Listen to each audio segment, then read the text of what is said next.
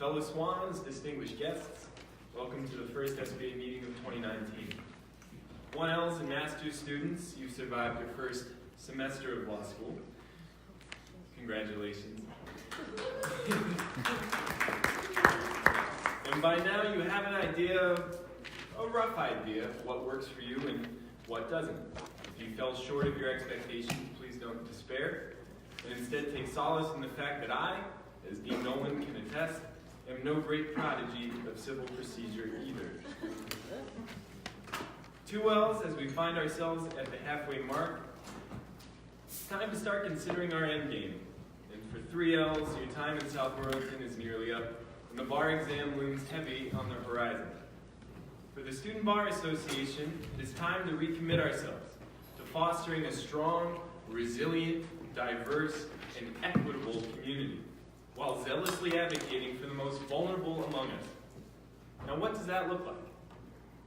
100 years ago, a wise old man from Terre Haute, and I checked with our resident Hoosier how that's pronounced, said that while there is a lower class, I am in it.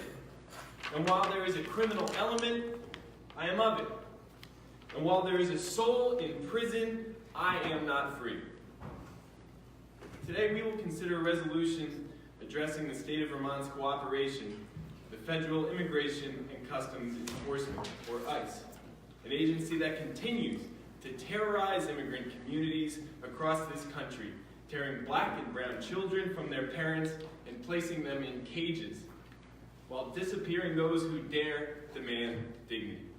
It is cruelty for cruelty's sake, and it knows no bounds. Last year, the SBA passed a resolution affirming our support for the undocumented community and the Deferred Action of Childhood Arrivals Program, or DACA. Today's resolution, which urges the Vermont Department of Motor Vehicles to limit the information it shares with ICE to the minimum required under federal law, builds on last year's work. While working on this resolution, a member of LALSA said to me, "We need to stop being bystanders." And I could not agree more. With funding for food stamps and other benefits threatened by the ongoing federal government shutdown, local food pantries are preparing for an increased demand, as those who depend on those essential programs struggle to get by. In response, the SBA is now collecting canned goods and non-perishable, for it should sting the conscience if a single person goes without a meal in our community. I ask every student, staff, faculty member, and administrator to pitch in however you can. Today we will also hear from the Housing Committee, whose members attended a dinner last week for the town's landlords. This semester we will continue to fight the unchecked greed of the South Burlington slumlords, who put our fellow students in harm's way just to make a few extra bucks. In the coming weeks, I will submit a memo to this body detailing the disturbing living conditions at many of Ferguson Management's 77 units in town.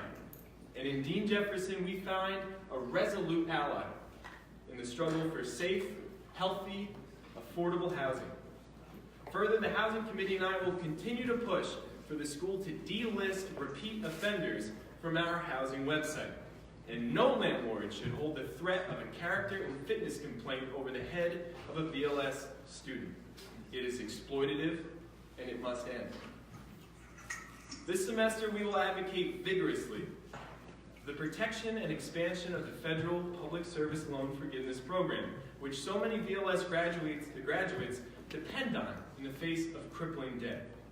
We will continue to spotlight the incredible artwork created by the artists among us, because they remind us when we need it most. There's a world beyond the pages of a casebook. And next month, I'm pleased to announce Lieutenant Governor David Zuckerman will address this body on a topic of his choosing.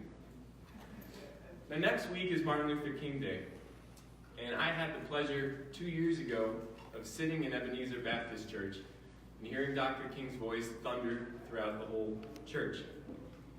And recently I revisited his Nobel Prize acceptance speech from 1964, which I want to read you a part of right now. I believe that unarmed truth and unconditional love will have the final word in reality. This is why right, temporarily defeated, is stronger than evil triumphant. I believe that even amid today's mortar bursts and whining bullets, there is still hope for a brighter tomorrow. I believe that wounded justice lying prostrate on the blood-flowing streets of our nations can be lifted from this dust of shame to reign supreme among the children of men.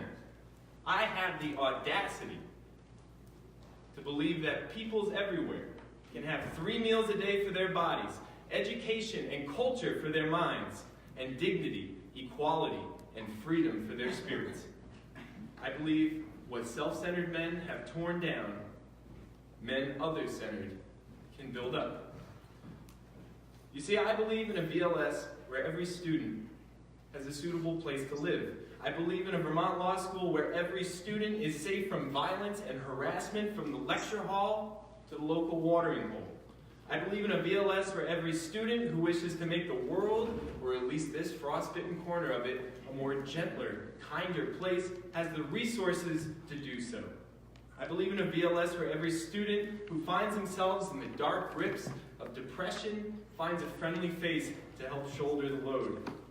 I believe in a VLS whose students present one of the great hopes for this ravaged planet and never see a marginalized community unworthy of their zealous advocacy. All this is within our grasp, and I look forward to working with you all this semester. Thank you.